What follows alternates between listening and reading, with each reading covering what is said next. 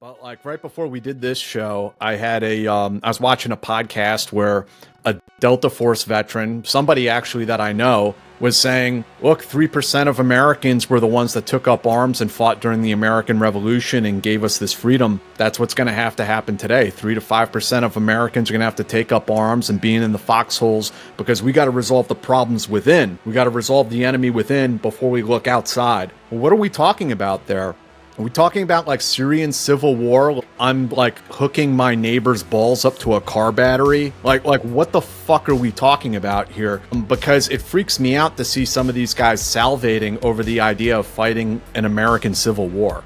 I don't think people really understand what the fuck that entails, and that when it happens, you're not going to be getting your Amazon Prime, you're not going to be getting your Netflix, all that's going to go away.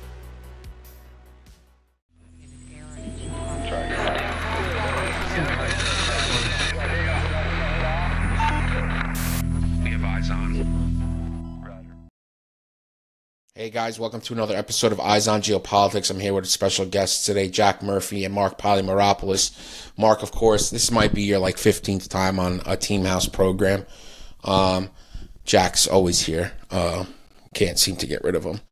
A lot happening as usual. We're going to really hammer down and focus on I'm going to editorialize the insane speech that Trump gave to the generals yesterday. It was crazy. It was in Quantico, Virginia, the Marine Corps base. 800 plus generals, I think it was. Pete Hegseth was the opening act, and then Trump came in and closed the show. Where are you guys at with this? We'll start with you, Mark. What are your initial thoughts of it? So I think the best way to do it is break up the two speeches.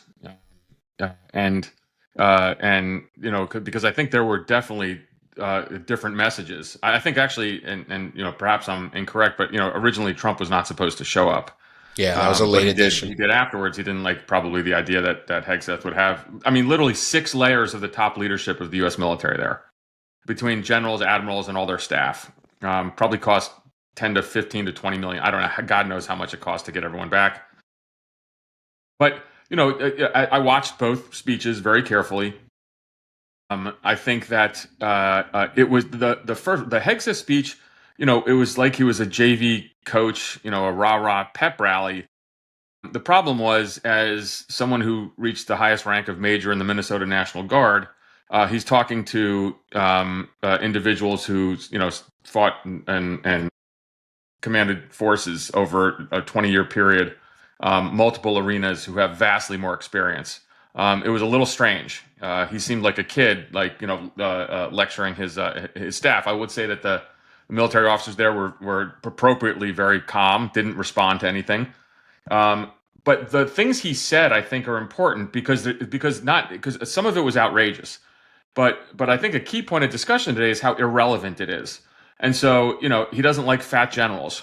Okay, I mean, Mark Milley was criticized for being a little overweight. Mark Milley doesn't have to have proper grooming standards, but fine. And so the notion, I could see people probably in the audience looking around each other who's here put on a couple more pounds. All I know is the Ozempic usage is going to jump up for the GOs. Yeah. But the other part of it, which doesn't, which is wrong, I'll say, is the idea of relaxing rules of engagement. I mean, he's advocating war criming.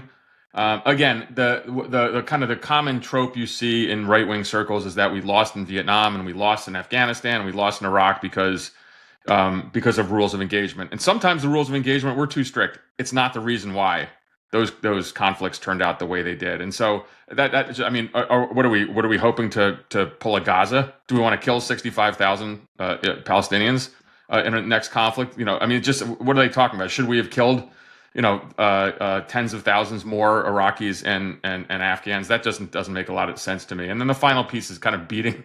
Well, there's a couple more. Beating on your troops in basic. What are we doing here? There's 1,000 pieces of evidence that says kind of sexual harassment, physical harassment doesn't do anything for a proper cohesive unit. And so we had that. The agency, we stopped doing any kind of stuff like that. They cut all that stuff out. Because it just doesn't work and everyone's going to get sued. So just really kind of silly, nonsensical stuff along the way. he was almost advocating for his book. I mean, it was embarrassing. At the end of the day, what it was not was a demand for an oath of loyalty to the president. I think you would have had people walk out then, or subsequently. But maybe maybe we should break it up between commenting on the Hegseth speech, and I'll throw it over to Jack now. See what he thinks. Yeah, I would just, I think this part is pointing out the obvious in a lot of ways, but I think it's maybe worth saying or repeating because I haven't really seen it in the press so often, is that, look, Pete Hegseth is a former Fox News personality. Donald Trump is a former game show host. This was a spectacle. It was designed to be a spectacle. The real point of it was not to lecture the generals. The real point of it was to generate social media content. It was for us. It was for the public. It's working. Right. And it worked. Absolutely. I mean, look, say what you will. I mean, President Trump has pretty good instincts on the campaign trail for what works with his audience and what doesn't. And he understands how to get that done. And that's how, like you said, initially it was supposed to be just Pete Hegseth giving this speech. But once Trump saw that it was going to be a nice spectacle, of course he had to get in on that. Come on, man. So that's the first thing I would point out is just when you talk about the irrelevancy, Mark. And I think you're right as far as the content, but even the context is quite irrelevant. That this is like pandering for an aesthetic, a tough guy aesthetic in the public sphere, more than it has anything to do with military policy.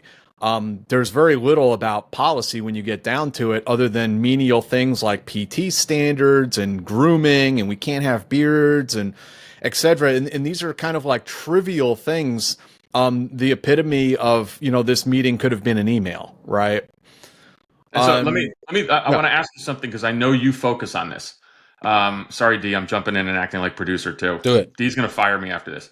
So as you look at Ukraine, and I know you guys do, and you look at the criticality of drone warfare and artificial intelligence, who gives a shit that women have to be up to male standards or someone can do 150 push-ups? I mean, China is laughing at us. Like, the future of warfare is not, and physical fitness is important. I get it. But there's a lot more to how we win future wars that he didn't even touch on. Right. It's a search for an aesthetic. They want guys that look like the recruitment poster for the Waffen SS. And that goes all the way back, even like the tape test that you do in the Army. The Army, frankly, it likes people who have the sort of like physique that I have, like someone who's like 6 feet, 185 pounds or so. But the tape test that measures, your neck, your thighs, and especially somebody who works out in the gym a lot is going to have a thick neck, and they might be in awesome shape. But the Army has decided to give this test because it's searching for an aesthetic. But like, if the guy passes the PT test, who cares? Well, what does that make sense? But to the larger point that you're making there, in Ukraine, you have these people, these soldiers who frankly look, some of them anyway, look like the fat guy at the comic book store, but they're holding off the Russian army. I mean, it's incredible. So I think that part of it, I mean, we're seeing a couple things. I think this speech and some of the things that Hegseth spoke about, some of that comes out of an authentic frustration and anger over 20 years of failed wars. It partly comes out of that, and I acknowledge that it's a real thing and that we really do need course corrections in the Department of Defense and in the U.S. government. But part of it also comes from this sort of like aesthetic, movement or trying to attain this sort of like uber-mentioned superhuman man. And I think some of that comes also from Pete really not knowing how to lead at an executive level. If he wants to go out and do PT with the troops, that's cool. I'm totally fine with that. I think it's, it's even a good thing. Why not? Get the Secretary of Defense out there in front of the boys. Sure. But our Secretary of Defense needs to do more than just push-ups and pull-ups and 2-mile runs. And so I think there's a lot of truth to this idea that, Pete is defaulting to the rank that he left the military at, that he talks like a captain. He doesn't sound like the Secretary of the Department of Defense or Department of War now. And and these guys, and so previous Secretary of Defenses, I'm sure, saw this in abject horror, because you know what they think about right now? The National Defense Strategy, which is still in draft, and so and some controversy with it when some of this has been leaked, and it said that the Western Hemisphere is going to be our primary focus, not China. That's a huge change from the Biden administration and from Trump one. Those are things that matter: resources, personnel. China has the world's biggest navy now. I mean, there's so many things to talk about at his level, at his C-suite level, and he's literally talking about no beards. The one other thing that I wanted to raise, though, is that as this war on wokeism, and it's gotten so freaking out of control, because it does sometimes start sounding like, wow, I miss the old days of the 1950s where it was all white and all male. Yeah. And what are we doing here? If you're a female midship or female cadet at West Point, or a midshipman at Annapolis, or just a female enlisted soldier or airman or sailor, what are you thinking right now when you hear all this stuff? Because he has this weird, bizarre focus on it. It's strange to me. And look, the war on beards, I'm sorry, the fact on that is that a lot of African Americans have trouble shaving because of a skin condition. There's a ton of being written on this.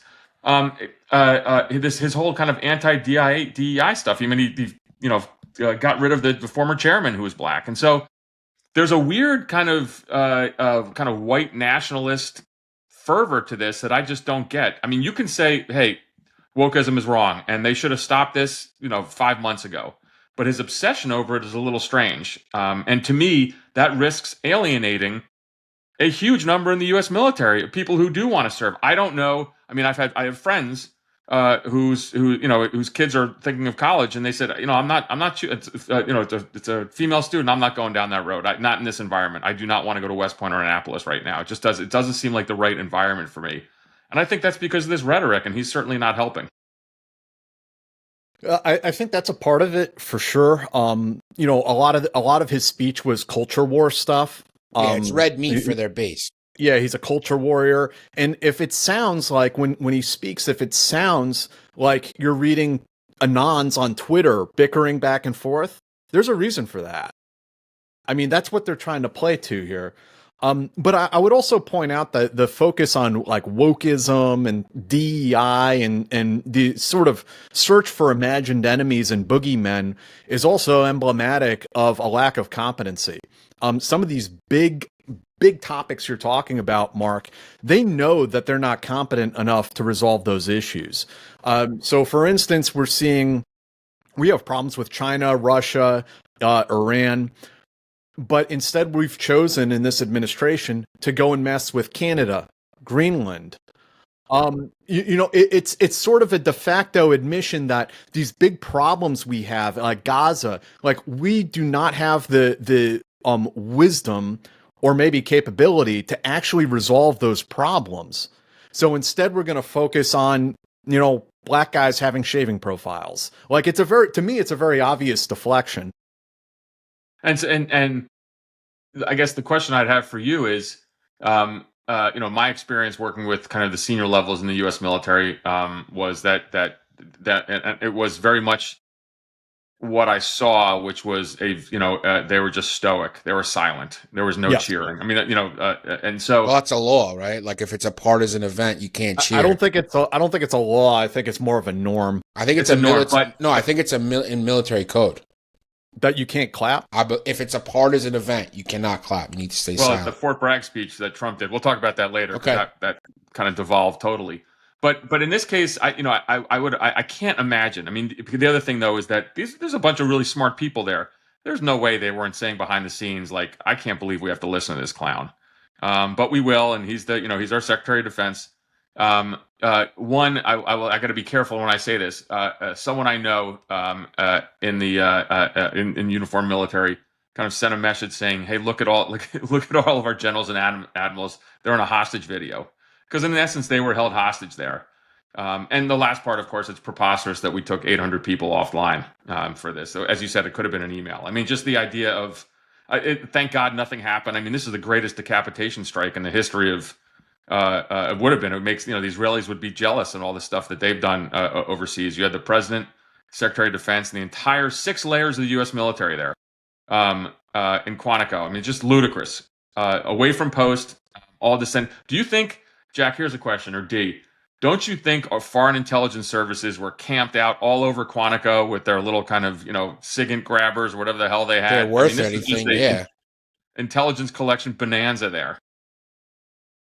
Yeah, now, I mean, I'm sure it was. There's a number of reasons why I don't think it makes a whole lot of sense, but again, it's a social media presidency. There's also a little morsel there. I mean, most of Pete Hegseth's speech was kind of bullshit, but the one bit was talking about like they're going to strip some of the IG stuff and like oversight, which, Jack, you've written about sexual assault in the military extensively. Yeah, I mean, the IG is already kind of a broken system, in my opinion. And that's a whole other subject, but getting into like how IG investigations are run and how they wait 2 years to investigate witnesses so that everyone's left the military there's all kinds of little games they play. But the thing with you're right about stripping some of the protections. That sounds like not a good idea. But back to the thing about Hegseth, and that I wanted to acknowledge that there are some very like real concerns, and I think these speeches you see come out of a lot of anxiety that Americans are feeling about a lot of different things. And in some cases, those are imagined fictive enemies. They're boogeymen that are conjured up in the imagination. But in other cases, as I said earlier, there's this very real frustration over, losing wars for 20 years. Like, what the hell is wrong with our Pentagon? And so I think when Hegseth gets into talking about doing away with a zero defect environment, that like we're willing to like forgive an officer that makes an earnest mistake. I mean, I don't think all change is bad change, and I'm not going to dunk on every single like when the DoD does something good, I'll say it, I don't have Trump derangement syndrome or something like whatever they want to call it. I mean, another thing that I don't know if we're going to go in depth on this show, but something that Pete Hegseth, I think, has done well is he's taken the AHI, Havana syndrome thing, much more seriously than people have previously. So, I mean, he is doing some good, and I don't want to cast that aside, and I don't want to cast aside the concerns that people have about the military. I guess one more thing real quick is about some of like anecdotally, some of the reactions that I saw to the speech. And it was very interesting to see some of the they're starting to become old timers. I mean, the retirees on Facebook, the old retired military officers. And it was interesting to see how many of them. Well, first off, they were ecstatic about the speech. Secondly, they were absolutely salivating over it because they saw this as a return to the glory years, the golden years of the 1990s military. Which I was kind of shocked to hear these guys talking about, because I've spent my entire life listening to these guys complain about how Bill Clinton destroyed the military and they had no money to train during the 1990s, and all they got was these bullshit UN peacekeeping missions. And now they were the golden years of the military. It's sort of like high school, I think. Like, the longer you're retired, the more you kind of look back at that era with fondness, and nostalgia. Let me just remind you, the tailhook scandal occurred in the 1990s, which almost destroyed the U.S. Navy. So, in the 1980s, post Vietnam, the Army was a mess, man. And if you talk to some of those like general officers, like have a candid conversation with them about how we would have fared if we went to war with the Soviet Union, I mean, it was dicey. The U.S. Army in Germany was like Lord of the Flies. There was crazy shit going on there that the American public doesn't understand. So I think, in the end, this is someone who should have been an email and was given a speech as a captain or a major. And the idea that he's at the senior executive level talking about this stuff is nuts, where there are real issues. I don't know if the U.S. Navy can respond if China tries to blockade Taiwan, fundamentally. And so we've expended a lot of ordnance providing, and I think it's the right thing to do, providing weapons to ammunition, everything to the Ukrainians. But is the U.S. industrial base capable of regenerating this? Like, these are the issues he's got to be thinking about, not your beer. Now, but I think you're fair to say some of these these are things that you hear all the time, but people complain about.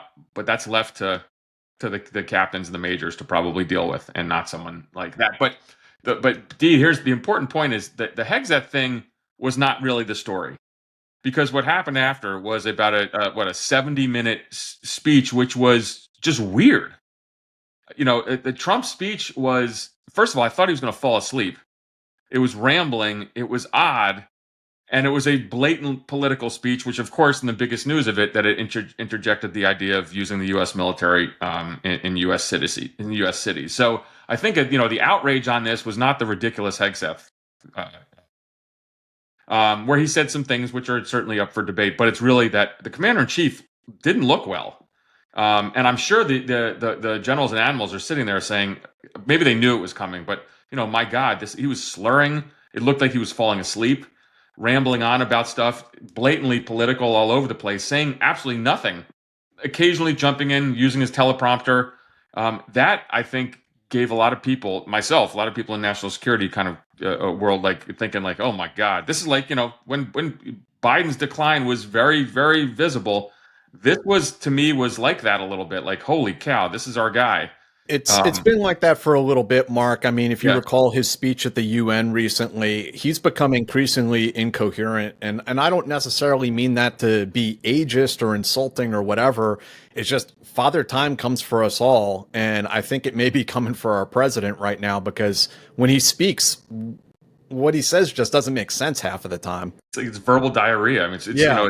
He used to call that but the weave. He called that the weave on the campaign trail. this is not that though. This is a little alarming. If you go back and watch footage of his first administration versus today, there's a marked difference. Oh, huge! I agree. Yeah. I agree.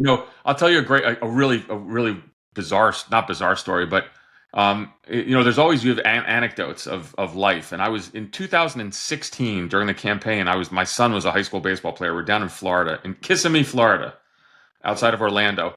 And home, I think there's minor league ballparks there. They were playing a game. We left, but as we were leaving, loads of pickup trucks are coming in.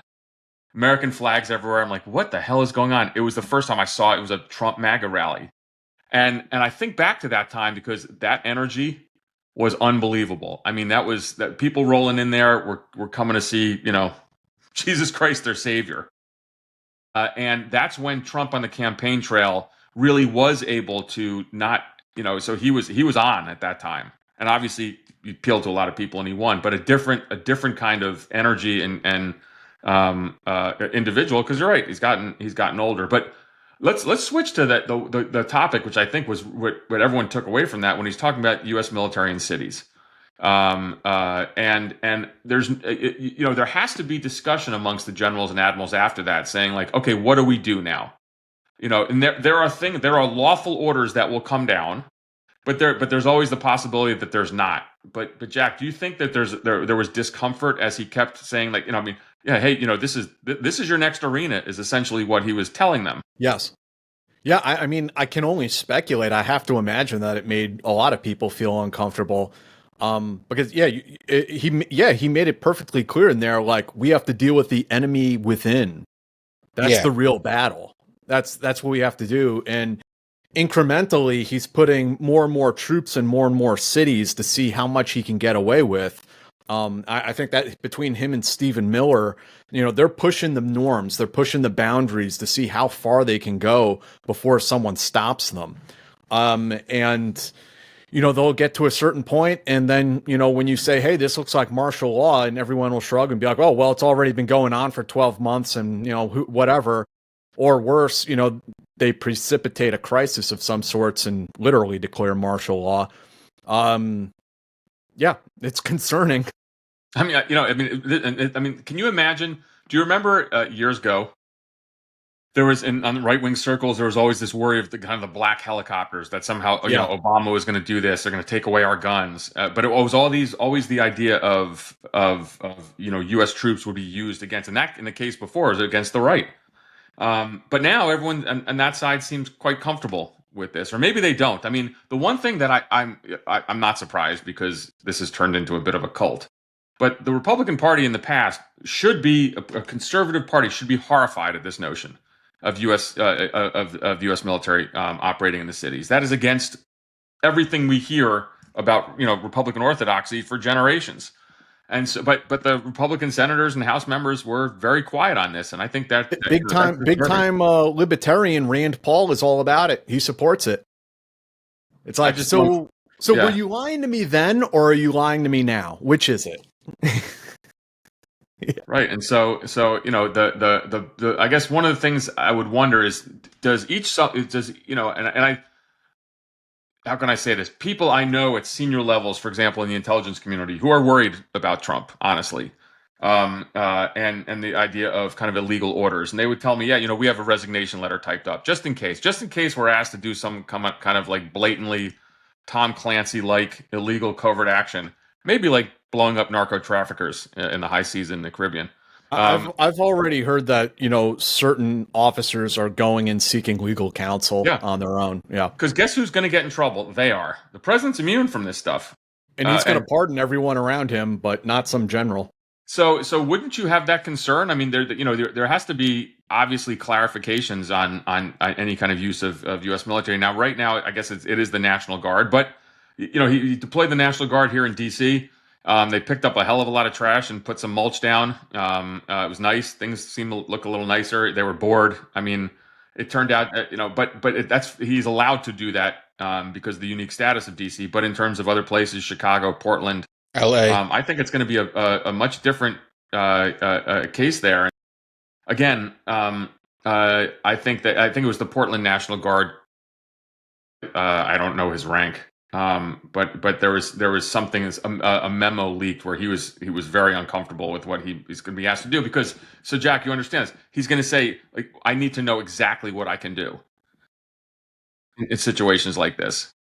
I mean, I'm not quite as optimistic maybe as you are, Mark. And again, this is also because of my own sort of bias created by the bubble that I live in and work in, right? But like right before we did this show, I had I was watching a podcast where a Delta Force veteran, somebody actually that I know, was saying, look, 3% of Americans were the ones that took up arms and fought during the American Revolution and gave us this freedom. That's what's going to happen today. 3 to 5% of Americans are going to have to take up arms and being in the foxholes, because we got to resolve the problems within. We got to resolve the enemy within before we look outside. Well, what are we talking about there? Are we talking about like Syrian civil war? Like I'm like hooking my neighbor's balls up to a car battery? Like what the fuck are we talking about here? Because it freaks me out to see some of these guys salivating over the idea of fighting an American civil war. I don't think people really understand what the fuck that entails, and that when it happens, you're not going to be getting your Amazon Prime, you're not going to be getting your Netflix, all that's going to go away. Yeah, so I hear you on that. I mean, I do wonder if there's a difference between a retired, 3-star, 4-star, or retired, someone who's in enlisted ranks, or maybe not. But that of course is that's a huge concern, and the part of that I think that is worrisome is that there is absolutely there's very little federal law enforcement or resources now designed to look at that, because under Kash Patel's FBI, they have kind of gutted any type of investigatory work on kind of right-wing extremism. I mean, they just have, and so. Yeah, I mean, that's a whole other subject. Could a civil war erupt in the United States? That's horrifying to think about. Yeah, but I mean, there are some people out there who seem very concerted to make that happen. And well, I would argue that with some of these deployments, these National Guard deployments, you're almost itching for a fight. I don't think the regular GOP congressmen or senators like this, but the Stephen Millers of the world really do concern me. When he had a news conference yesterday talking about ICE agents going into I think into Chicago, and he's saying that, hey, you guys are rolling in there with guns and badges. We want you. And there's switching topics just a little bit on that. I have very good friends in big city police departments at very senior levels, and one from a major East Coast city told me, and he's there at their C-suite level. He said, I worked in the worst areas of my city. I never masked up. I never, hid any kind of nameplate. And certainly I wasn't kind of tackling, 60s and 70-year-old men and women. Like the tactics of ICE, I think are something to be concerned about as well. But I think it goes into this whole notion of the enemy from within, and that's pretty disturbing. Yeah, I mean, when you see Stephen Miller ratcheting up the rhetoric, and he's basically telling them, it's weapons free, guys, weapons hot.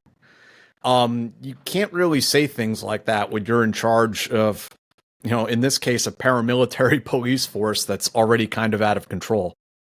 He is and the that's deputy getting national security that's getting the most biggest budget Right. of all agencies, federal. This is the deputy national security advisor who actually said the Democratic Party is a domestic extremist organization.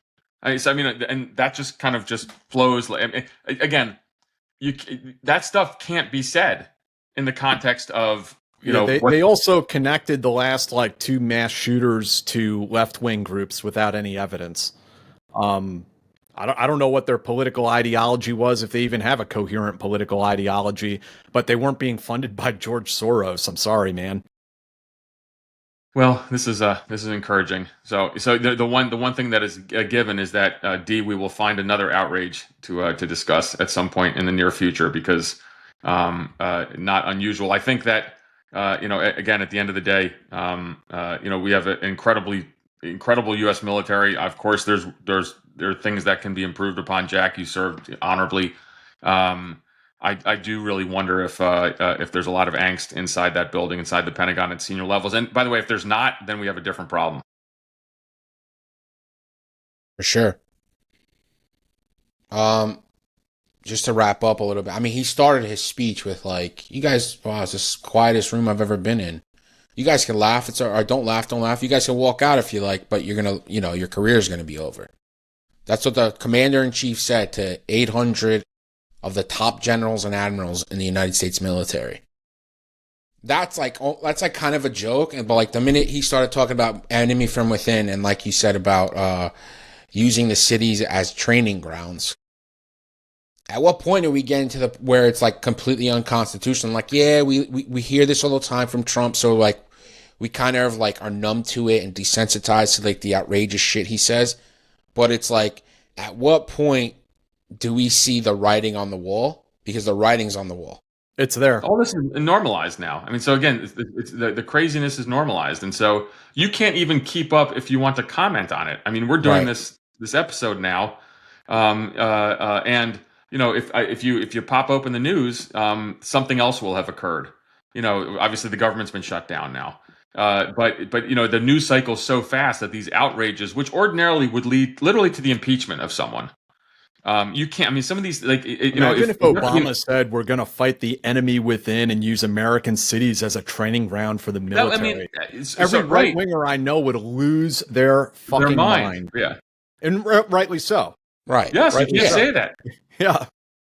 So there again, there's I think, but the problem is the outrage is real. One final thing. It's funny because when I talk to my wife all the time about this, and she is both of us work in the intelligence community, so the glass is always half empty sometimes. We've been jaded with all of our time in the Middle East, and so sometimes you kind of go doom scrolling through life on what's happening, but.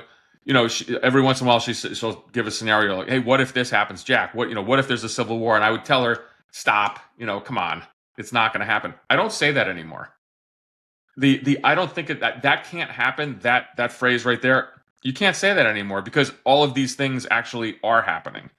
And so to me, that's pretty ominous for the future. Yet. Again, I've been on this podcast and the Team House and Eyes Only so many times, and sometimes there's hate mail, sometimes probably see people agree with me, but at the end of the day, I think all of our warnings that we've had over the time period where I've been talking to you guys, everything has come true. So after the inauguration, I had a conversation with my daughter's mom, her mother. That I never ever thought I would have, because my daughter is a dual passport holder, and I told her mother, I was like, "Look, if he puts troops in the streets of this city, just get on an airplane and go, and I'll catch up with you sometime down the line." I never thought I'd have that conversation. I think there's reason to have that conversation, and that's the pretty scary part right now. But I think it just takes people who are courageous to speak up, and that to me is one of the saddest things. We live in this world, Jack, where so many people we know are former national security officials, and some bravely speak up, some do not. I just wish more would, and particularly at the very senior levels. I know General Mattis has kind of poked his head up every once in a while. General Kelly certainly did as well. But those who understand what's happening, I really wish. I understand that you're retired and you're supposed to have this kind of code of silence, except in a time where things are so kind of out of control. And I would think that this is one of those times. But when you're talking about U.S. forces deployed in the United States against fellow Americans, that's the time where you say, hey, you got to call that bullshit. Yeah, I think the question I would have for my many friends who reside somewhere on the right is I'd want to know from them, where's the bottom? Yeah. How far is too far for you? Like explain that to me, what it is when you're going to draw the line and say, no, enough is enough. Because right now it seems like there is no bottom. Cruelty is the point. Right. If you get off on what ICE is doing in the United States, cruelty is the point. This is out of control. We don't need kind of this kind of Gestapo commando raids. I'm sorry, that's what's happening. Literally what that is, dude. I don't know. I'm as pro law enforcement. I just wrote a check to our state police here. I give money to everybody, every law enforcement entity that comes calling, one of their retirement associations or whatever. But good Lord. My retirement association could use a check too, Mark, by the way, if you can facilitate Mine too. It's just to my name. There was one little bit too where he mentioned in the speech, Trump did, reference to an executive order that he signed a month ago, to create a military quick reaction force to quell civil disturbances. Yeah. Is that not National Guard? That's like actual like active duty. I mean, National Guard are active duty, but it's like non-National Guard QRF ready to come in. I don't know what the intent is there. I'd have to do some research on that one. But you can deploy the U.S. military domestically. I mean, posse comitatus doesn't preclude the deployment of American troops in the continental United States, but there are a couple of different ways it can be done. One is there's an office. It's like a civil request for military support. And that would not be for like armed troops. That would be like hurricane relief kind of stuff. Now, if the president were to declare, use the Insurrection Act and declare that we are in a state of insurrection, then the guardrails just come off and you can deploy the 82nd Airborne with bayonets fixed into Chicago or DC or New York or wherever you want. One funny point about that, not funny at all, but he actually is saying he's not the campaign trail, but he's saying almost every day since the National Guard they didn't leave DC yet, but since this has kind of calmed down, he says there's no crime in DC. There's murders in DC every day. Now DC crime is down; it's still serious. But he literally has declared DC a crime-free zone, which is funny because, you read the police blotters. There's people who were stabbed last night. A couple people were murdered over this last week. And so, that there's always that notion of, where's the truth on these things? Yeah, he's fucking delusional, Mark. We could say it. I'll say it. Yeah. Yeah, it's also just, not telling the truth, lying. Just blatantly about things. There are some and this is getting a little bit far into like conspiracy theories, but it makes you wonder what's going on. Where Trump is posting these like AI generated videos, including like that. Did you see that medbed thing? Yeah, the medbed one. He posted some video like advertising a fucking medbed. It was an AI video. Quickly deleted it probably like an hour later or whatever. And then didn't he also accidentally post on his social media a text he wanted to send to the Attorney General? So people thought it was a DM to Pam Bondi. Yeah. So I mean, there's like when you say delusional, I mean, which the DM clearly says, "Oh, I want to go after my political enemies." Like literally, plain as fucking day. Direct order from the president to the Attorney General. Yeah, so I mean, there is some evidence here that this guy is not of sound mind. And I think that speech, I mean, it looked like he was falling. I was texting my, other friends in the media, and he said, is he okay? And by the way, him being not okay is not good. I'm not a fan of Trump. That's no secret to anyone here. But you don't want him in that kind of state that he's in. And not because and I think that he's making terrible decisions on domestic policy. But I'm worried about that. The 4 o'clock phone call in the middle of the night about some massive national security crisis. Are we capable of dealing with that? That I don't know, particularly with the way he's acting. That speech at Quantico was alarming. I think the writing's really on the wall, and obviously Trump is old and dotty and stuff, and that's just what it is. When you're 79, 80 years old, it's fine. But you're right, it's totally concerning, like it was concerning with Biden. But the national military defense strategy that's coming out, the new one that's been leaked to high heavens, focusing less on China and Russia and more on domestic and regional, is one point. The second point is it's just, probing with LA, the National Guard, with DC, with maybe Chicago, maybe Oregon, happening, maybe New York, who knows. Also, in the wake of Charlie Kirk's murder, I feel like they have, at least Stephen Miller and those guys have taken it upon themselves to really turbocharge this, because they did do some other executive order, the MP, whatever they're classifying, like if you're anti-capitalist or anti-Christian or anti-something, like you could be anti-American. I mean, It's basically so broad it could mean anyone and anything. Let me just throw one thing out there. The National Guard is never going to New York City in grand numbers like that. Now they've called in the National Guard for the subways at times, and that was done. I saw him in the subway today, Mark. Right, but that's been done under the Biden administration. But the idea of the National Guard coming in to fight crime when the New York City Police Department has 40,000 members, I'm not so sure.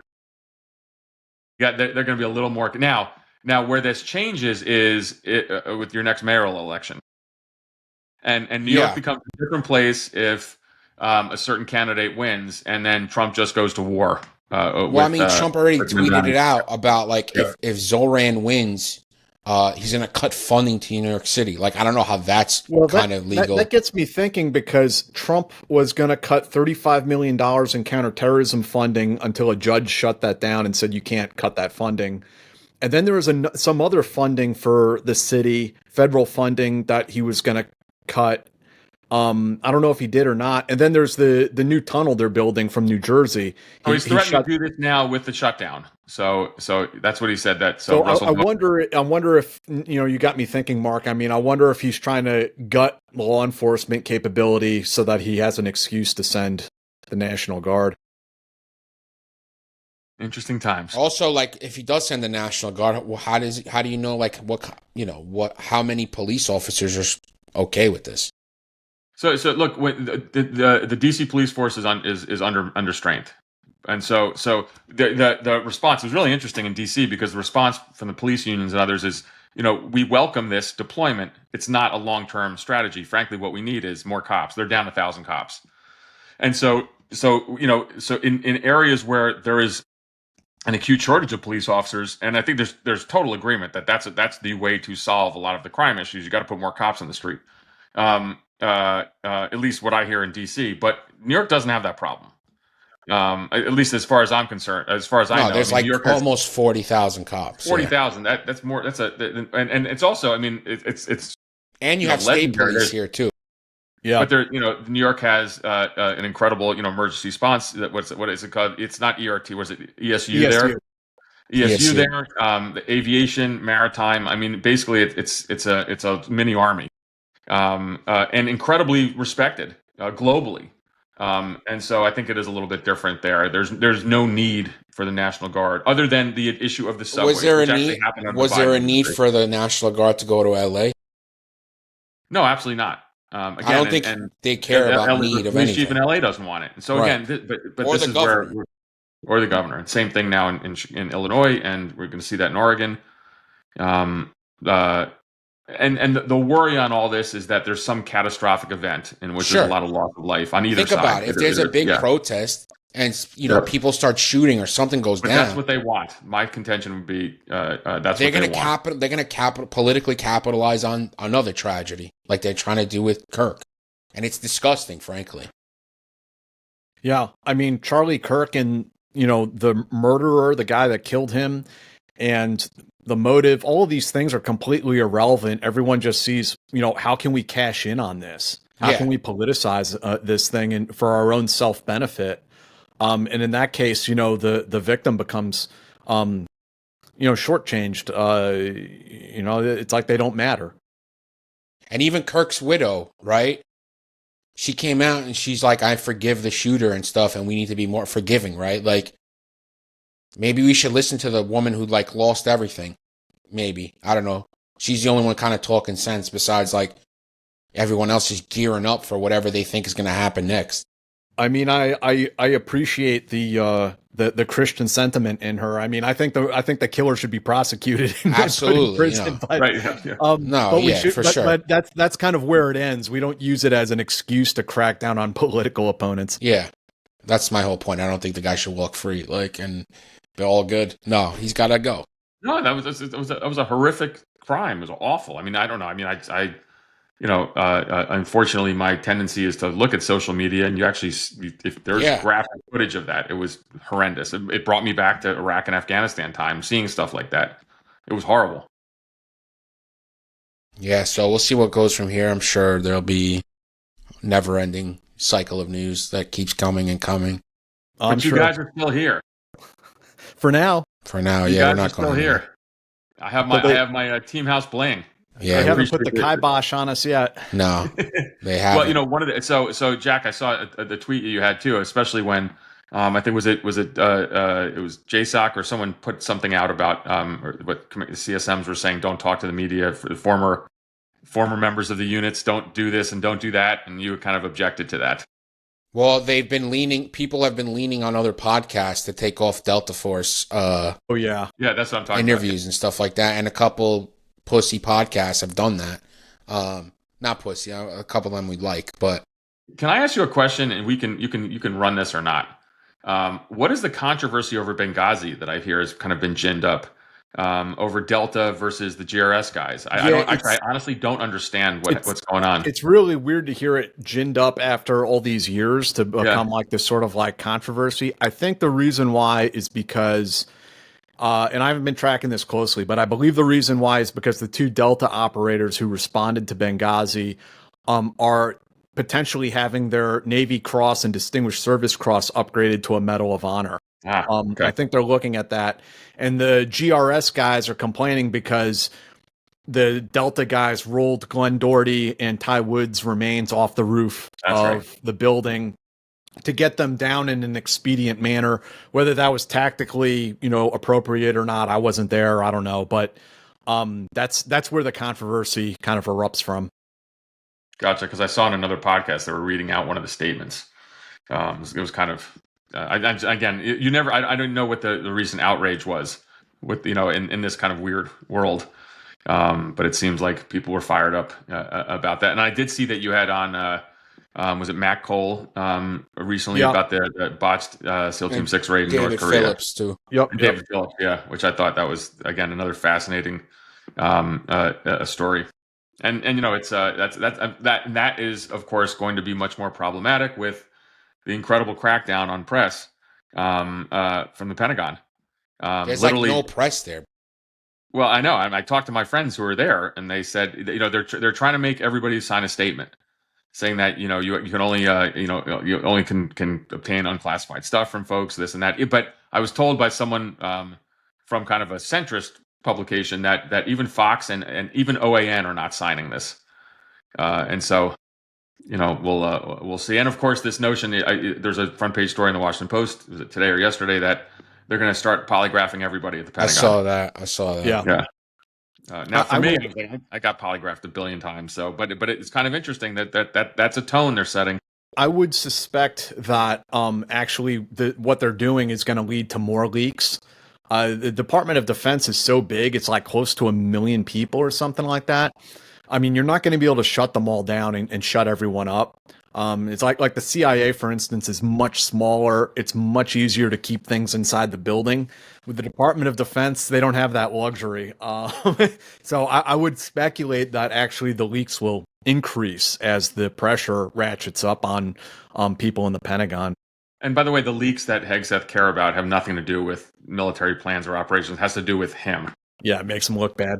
That makes him look bad. That's what he's upset about. So it's and and here's one thing that I think, and I'm surprised I'm even saying it because it's my evolution. I mean, the fourth estate, the media, this is what keeps us whole. It's really important to have journalism, especially reporting on national security issues, because I was in the CIA, Jack, you were in special units in the military, and ultimately you were given extraordinary power. And there's always room for abuse. And so, having a press holding people accountable, there's nothing wrong with that. You don't want the leak of classified war plans before the fact. I get all that. But I've become much more of an advocate of the media, the press, in terms of how they hold government accountable. And I think now is more important than ever. And unfortunately, some of these big publications are abdicating that responsibility. Oh, yeah, totally. Jack, you literally read my fucking mind. Yeah. The editorial board of the Washington Post is now kind of kooky. They're all kind of little weird and MAGA-y now, and yeah, we're doomed, is what you're saying, guys. Great. I always feel better when these fucking shows happen. There's some good news. The Red Sox are going to beat the Yankees tonight. Fuck you, Mark. I knew you were going to say that. I don't even care. I'm a hockey fan. I'm a Ranger fan. All right. Well, they start on Tuesday. I'm excited. Anything else you guys want to hit on before we dip out?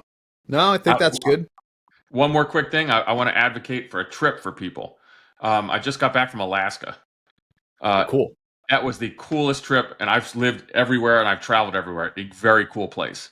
I had to give a talk out there, and my wife and I stayed on a couple days and talk about spectacular scenery. I know, Jack. You went to Iceland last year or the year before, right? Oh, that's like 3 years ago now. A couple years ago. Like when you see stuff like that these incredible kind of and I'm going to sound silly now, but with nature, with these just vast glaciers or mountains. Yeah. And places off the beaten path, man. I loved it there. It was very cool. I'd love to go to Alaska. I do have a trip planned for. It's actually a year from now, but in Alberta. There you go. Yep, very similar.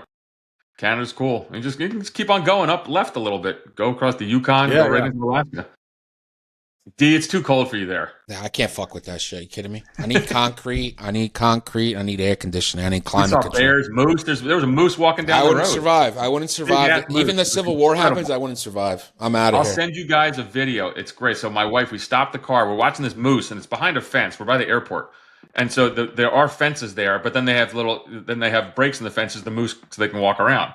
So some tourist jumps up and is messing with this. Moose is massive. Yeah. And the moose gets pissed and goes after the tourist and charges across the road. And this is like, you remember the Blair Witch Project with like the screen going everywhere? Crazy. This is the video my wife's taking of we are running into the car to try to escape. Oh my God. Found footage of like a moose attack. That's it. That's the last time you'll ever see us. All right. Mark, you have a podcast, The Crisis Room, with... Oh my God, the Home Secretary. What's her name? Amber Rudd and Mark Urban. I'm having fun with that. Tell Mark Urban to come on the Team House. I reached out to him like a year and a half ago. Because I got to check with my editor. I'm like, can you stop and just come on the podcast? No, I told him the other day, and so I'll remind him. We're doing an emergency pod tomorrow with this terrorist attack in the UK. That just occurred today, and so that's been fun. Jack Murphy, of course, The High Side, his outlet with Sean Naylor. Writing about some AHI, Havana Syndrome stuff. Havana something's Syndrome coming out soon. Part 2 coming out soon. And a lot of stuff's breaking on that, so we got to do a big episode. Yeah, so we definitely should get something with you and another person Adam. Adam, yeah. For sure. When let's the ship hits the fan. And patreon.com/the Team House. We're doing so many podcasts, it's not even a joke anymore. You get the Team House and Eyes On completely ad-free and early, and you can help support the show as well. Patreon.com/the Team House. Follow Mark, follow Jack. I'll put all the links in the description. Thanks, guys. This is great. Great seeing you guys. You too. Coming on. Hey guys, I want to tell all of you today about a new newsletter that we're launching that encompasses both the Team House podcast, the Eyes On podcast, and the High Side news outlet, which I run with Sean Naylor. The newsletter is going to be once a week. It's going to come into your inbox, and you're going to get the most current podcasts on Eyes On and the Team House and whatever's topical or current on the high side. So it's another way for us to get the information out to you, as social media algorithms are pretty iffy and you never really know what you're going to get. So this is a once a week email. It'll slide into your inbox and it will have, the greatest hits of that week. It's really good, man. I'm checking it out. The website for it is teamhousepodcast.kit.com/join. teamhousepodcast.kit.com/join. You go there and you enter into your email list, or you enter your email into the little thing on the website, and you're good to go. And that'll be it. So we really appreciate your support and hope you'll consider signing up. Where's the link? The link will also be down in the description if you're looking for it there. And that's teamhousepodcast.kit, KIT, Kilo India Tango.com /join.